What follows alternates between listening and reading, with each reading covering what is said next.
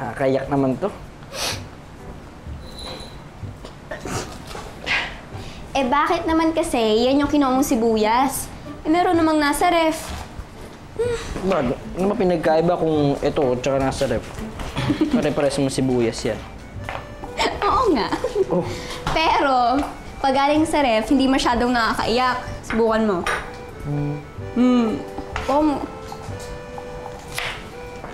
ba? Nga no? Galing ah. Yes. Grabe, hindi ka lang mabait, magaling ka pa sa kusina. Puro bola. Puro bola. Pero totoo yun. Magaling ka talaga. Eh, gano'n naman kasi kami sa probinsya. Marunong kami sa mga gawaing bahay. Tapos kaming dalawa lang ni tatay doon. Kaya kami lang yung kumikilos sa bahay.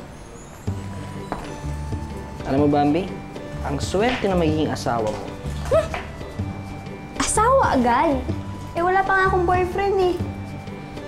Eh, kaya nga, sagutin mo na ako para meron ka ng boyfriend. Ayun.